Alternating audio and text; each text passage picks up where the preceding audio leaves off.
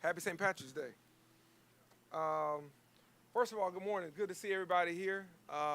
Good to see a lot of folks from various departments across the city who help bring together ideas such as this, as well as some of our community leaders who have been very instrumental in giving us some of their thoughts and feedback about ways that we can make this city more attractive, more livable, and create a better quality of place for everybody that lives here. And we're standing here in the Shady Street Trailhead and Park. And this is a $100,000 project that comes as part of the Montgomery Forward initiative. And while the city allocated the initial $100,000 in funding, we want to thank our partners and donors, including the Montgomery Rotary Club, River Region Trails, as well as the Lions Club for their involvement also. It takes civic groups and participation like that to really help communities get all that they can and to maximize our potential. And so it's one of those areas that, again, we know government can play part of the role, but we have to have the civic participation as well. I certainly want to give a strong shout out to our street maintenance team, our Parks and Recreation Department, Public Works, and Community Development Department for all that you have done as well. That's to say that they are on the front lines of the ideas and the implementation. And it takes a cross-sectional collaboration to really make projects like this come about. And so we're really excited about that. And again, I just want to thank all of them for the work they're doing in helping transform areas like this all around our city. And this is the one we're showcasing today, but there are other ideas and other plans in the work which we'll talk about. And we know that we're very lucky to have a great community development team who helped design this park, as well as the overall Greenway plan that was done in-house. I certainly want to thank Councilor Johnson and Councilman Calhoun for their support and belief in this vision as well. They've been very supportive in this initiative. This park is in process. It's very important to understand. We believe it will transform what was once an industrial area to new green space and a gateway. Things that communities all around this country are doing to try and identify places and spaces like this. The history of this neighborhood is important, and this was certainly a once thriving black neighborhood for business and homeowners that has faced a level of disinvestment and underutilization in the recent decades. But now we're looking at ways to reinvest in neighborhoods like this around our entire city. Gateways that were impacted by interstates and by transportation plans that did not take into account the lives that they would destroy and the changes in the neighborhoods that they would impact in this way. And so we're reclaiming and regreening and restoring neighborhoods like this, starting with the Shady Street Park and Trailhead. We'll honor the history of this area with this pavilion on Lenore Street. And we're also creating an outdoor classroom to build upon a legacy of education tied to this site, which was once home to the old Billingsley School. Paying homage by collecting oral histories from past residents through students in our LAMP program. This is the first of many opportunities for this kind of restorative, sustainable quality of place, quality of life projects throughout the city. Viable trails and greenways are important to our quality of place, and they're essential to the administration of the local level, and they're essential to the administration even at the presidential level for a more sustainable mobility and infrastructure framework. We're working with River Region Trails to fund a citywide network of trails that aligns with Secretary Buttigieg's vision for a greener, sustainable, and more equitable mobility options. This is very important because it allows us to tap into federal funding that will assist the local government support that we have. And that's needed. It's real importantly needed for areas such as this that takes a lot more than what we can do by ourselves at the city or even at the county level. And this week, Councilor Marsha Johnson and I attended the National League of Cities Conference in Washington, D.C., and I had the opportunity to meet directly with Secretary of Transportation Buttigieg about issues such as this in our city, about issues that we believe will help not only invigorate parts of North Montgomery, but West Montgomery. our I-65 corridor, ways to bring in more micro-transit opportunities, to bring in more green space initiatives, and more abilities for people to use their bikes, for people to use scooters, and for people to certainly not have to use the car as often as they do right now. We even talked about the importance of our airport and the importance of that civil rights, voting rights trail gateway to West Montgomery and certainly on the 7th Montgomery Voting Rights Trail. So that was a productive conversation, but also as a former mayor, he understands the importance of projects like this and what it can mean for neighborhoods and what it can mean for communities that are trying to recover, that are trying to rebound, and the assistance that local government needs from our state and federal partners as well as the private sector. And so I'm happy to report that Montgomery is doing its part to lead and ultimately connect our city to the Riverfront Greenway. And so this is just one component of that. I want to take this time now to transition a little bit to other plans that we have for the riverfront and for our amphitheater. We know that the downtown riverfront is a core component of the Greenway that we really want to make sure is not only part of the economic development scene for people that come to visit Montgomery, but we want it to be utilized and maximized by our residents. We believe that it's not reached its full potential, and we want to reinvigorate some life there. We want to make sure that it's a place that people in the community feel like on any day of the week they can come and take part in an activity that they can enjoy themselves, co-workers, or with their families. This is important, again, to making sure people see Montgomery as a regional hub that we are in central Alabama, not just the capital of state government.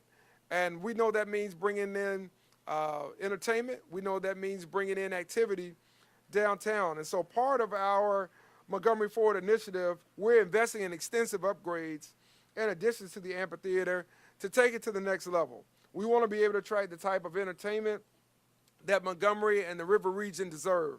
Upgrades will include children's playable art area, covered pavilion, state-of-the-art lighting system, and we're looking at how we remodel the seating, whether that's unrestricted stadium seating while preserving the green space that exists. We also know that we've got to improve our audio system there for concerts and for other events, as well as adding additional video monitors when needed. So there are a number of plans that we have for the amphitheater and for the riverfront to make it a more active space than what we've seen, and we hope to show some of that in the upcoming weeks as we get into the spring season. We're also reimagining what was once called the Sandbar, and I'm proud to say that Judd Blunt, a local proprietor here in our community, has taken ownership of this space and is renovating it to become the Red Bluff Bar. And so we know that it's something that people look forward to when they're coming downtown or they're coming to a Biscuits game, that they want to have something to do before and after. So this is part of that initiative of what we want to do in our city.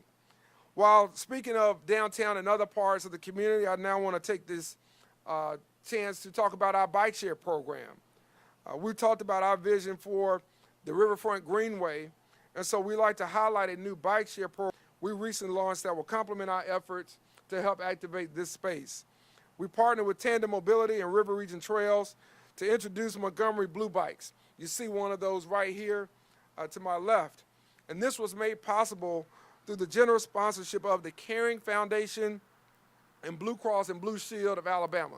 So again, that public-private partnership that I was talking about comes into play even as it relates to our bike sharing program.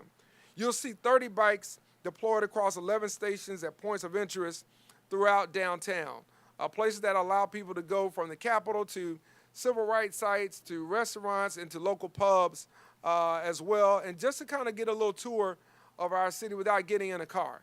These are things that are going to make our environment cleaner and greener, and these are things that are going to promote more activity throughout our city. We want to install 2 more stations in the upcoming weeks, and we want to expand this program and look for additional sponsors to add 20 more bikes in other parts of our community. The rate will be $1 per 30 minutes of riding, so you can purchase an annual membership of $30 if you don't want to worry about the nickel and dimes. And a student can get an annual membership for $15. And using Blue Bikes is easy, it's cheap, and it's fun. And we certainly want to thank all of those who've been involved with this. I know our planning department has been involved in this, and we want to thank them as well. And we're looking also to bring scooters, and I think we're getting kind of close on that. Right, Robert? All right. The scooters are my fixation, so let me put in a point of personal privilege there. They'll be that way until I fall off of one, and I haven't yet, so knock on wood. But at this point, I certainly would like to invite some of our community partners to come up and maybe speak a little bit. Will O'Connor, if you would come up and maybe talk a little bit about what we're doing as well. Right after that, we're going to ask our representative from Blue Cross Blue Shield, Leanne, to come up and speak to this also. Will?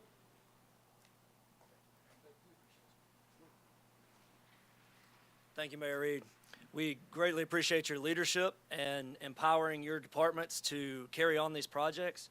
River Region Trails is proud to have worked with multiple departments within the city, led by the Community and Economic Development Department, to create this new park. And this new park is laying the groundwork for a much greater network of trails and pedestrian infrastructure across the city. And Mayor Reed has supported that effort in funding a portion of our master plan that will make sure that our efforts are and our investments are equitable and fair, and that they cover and touch all of the city and help us to prioritize which projects are most important.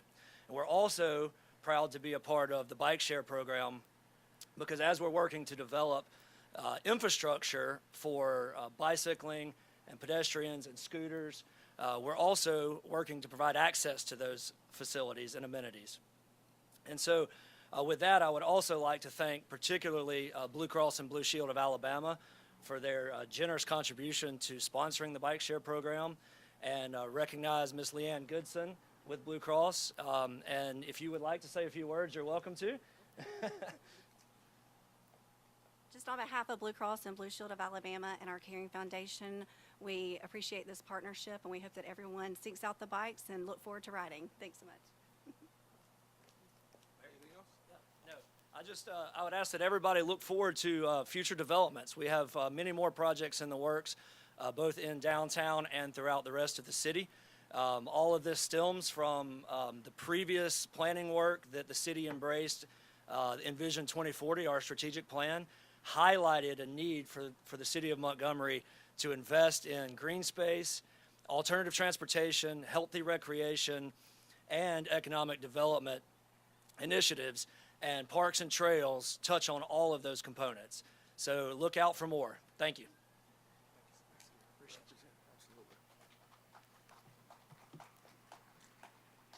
Just a couple of more items I want to brief you on, and then if there are any questions, I'll take those as well. Too often we hear in our city, why does another city have this and we don't? This is, again, a project that we seek to implement, working with community partners to make sure that we reduce those type of comments. The Montgomery Forward Initiative is helping us do that with money that was allocated for the improvement of a number of areas of need in this community. And we know that in the competition for talent and resources, you have to be a community that's growing, and you have to be one that's willing to change and is willing to adapt. And when you bring in projects such as this, people don't always understand the improvement until it's finished. And I'll give you and probably the best example is the Atlanta Beltline. The Atlanta Beltline, for those of you who are familiar with this citywide network of trails, has totally transformed the city. It did not happen in the last 5 years. It actually happened, it's been going over 20 years. So many of these projects aren't always realized in the tight, instant time span that we would like to see them for our TikTok reels and things along those lines. It takes a little bit longer than that. It takes a little bit longer than what we can put on Instagram. But you have to lay the foundation, and it takes partnership, with government, it takes partnership with the private sector as well as civic organizations to really make this work. And there's a big emphasis for us in doing this in parts of Montgomery that people don't expect us to do it in. Parts of Montgomery that have been overlooked and in some cases not thought about as being areas that are ripe for investment and ripe for opportunity. And this is one of those areas. And so we're proud again to have River Region Trails and Blue Cross Blue Shield assist us in this endeavor to make sure that there are fewer things that people are saying they have in other cities that we don't have. And I believe as we get into a post-COVID world, hopefully, you'll see more of these announcements coming online, and you'll see more of the change that so many in our city have been working on day in and day out. So I'm happy again for the work that the Community Development Department has been doing, street maintenance, parks and recreation, all the way across the board, planning, everybody, public works in this area specifically. Now I just want to give one announcement around the Selma Montgomery cycling event. This weekend, Montgomery will welcome nearly 1,000 cyclists, runners, joggers, and walkers for the 4th annual Civil Rights Race and Ride from Selma to Montgomery. Over 90% of those who will be participating are from out of state. And just like many of the foot soldiers in the Selma to Montgomery March in 1965, their journey will culminate on Dexter Avenue, where we'll hold a special event featuring local vendors and musicians to commemorate the 57th anniversary of the marchers' arrival and celebrate the arrival of our cyclists as well. So we ask that the community come out and cheer on these individuals at the end of the race, which will end at our state capitol. 2 weeks from today marks the 57th anniversary of the voting rights marchers arriving in Montgomery, and we should be sensitive to this as we deal with things at the state and political level and the challenge to voting rights in this country. While we commemorate it, we must make sure that we stay activated for the memory and for the preservation of the progress that was made where this is concerned. And so the cyclist brings attention, but we have to make sure that we follow that up with action. And we have to do that every day so that the commemorations don't just fall on deaf ears, but people understand that we're paying close attention and that we're going to fight for our democracy right here in the United States, just like we want those in Ukraine to fight for theirs. And so we want to make sure that we keep those things in mind.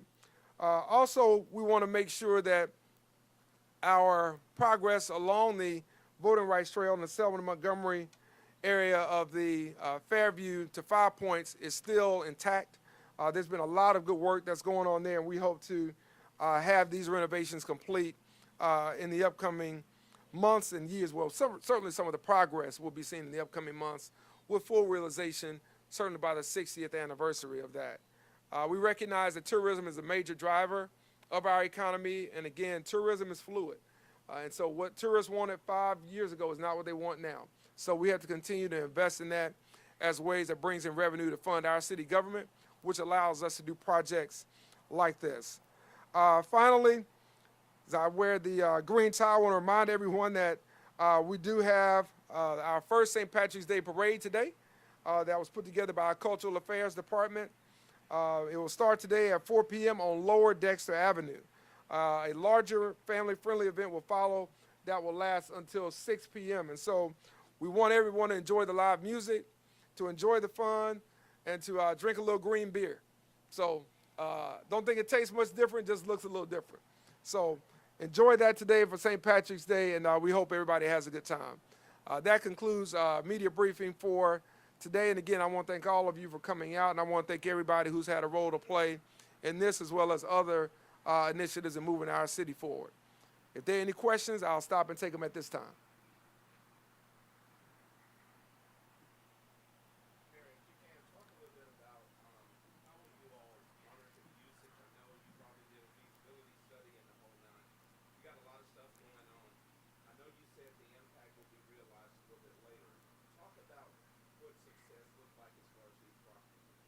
Sure. Lois, I'm going to ask you to come up, and you've been real involved in this, and I'm going to ask you to come up and give some feedback, and I'll give my thoughts as well to that question. All right. Can you repeat it real quick?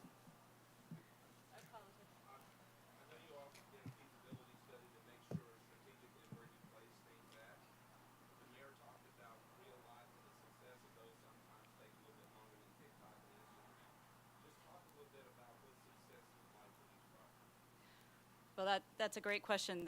And actually, this is kind of a sneak peek. This project is not done, and we've been working on it for 2 years. It was one of the mayor's first budget session. We talked about increasing open access to open space, and especially in this time of COVID, the more it needs to be equitable, needs to connect to North Montgomery, to downtown. So this project's been 2 years in the making. Every time it rains, we can't. The equipment can't get out. I want to shout out to Jocelyn Zanzo, the city's urban design planner, who we designed this in-house. But we've got the trail in, and we've got about 40 trees. The urban forestry guys are over there. So we've made huge progress on this, but we do have some more work to do. The outdoor classroom is a really key part of this project because to honor the Billingsley School that was here. It was a really important school that came down in '86. So we are going to incorporate education about the native plants that are here, the pollinators. There's an osprey nest behind me. I'd be happy to show folks that. And so we want to talk about this riparian habitat that we're in the process, and maybe have you back in the fall. We'll have a big Shady Street fish fry. We'll bring the choir from the St. James Oldfield. Used to be very well known. We want to honor those folks in the neighborhood that used to be here. So give us a little more time, 6 months. But we've made huge progress, and we're excited to welcome y'all back here and see what we're doing. Thank you. Let me also kind of give you the broader vision. And Lois and all of them have been so focused on this project, which is why I wanted her to come up to speak to it, and projects like this that are already in the queue, if you will. But, for us, success looks like people being able to go outside in their neighborhood regardless of their income, regardless of their zip code. Being able to have something where they can take their family, they can take church members, and they can get out on a trail, whether it be bikes or they're just walking. Whether it's bikes or they're just walking along without having to go to a certain part of the city. That hasn't always kept up with the way we'd like to see it. The way I would view success is really coming out here at any random time and seeing people along this trail and seeing people in different parts of our city being able to enjoy quality of life activities where they live, in close proximity to where they live.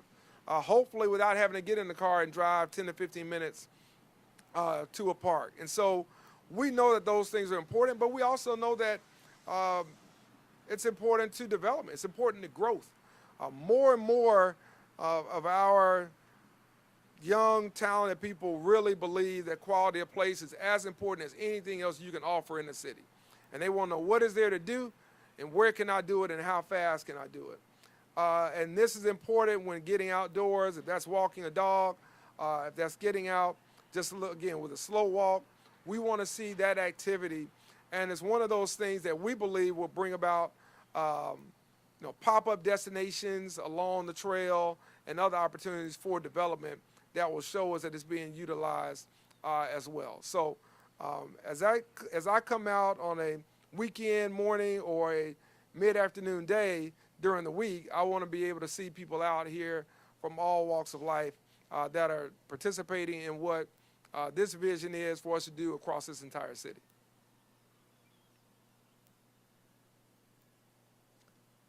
If there are no other questions, I won't keep you. All right. Well, listen, thanks, everybody. I really appreciate y'all coming out. Thanks for your great work. Take care.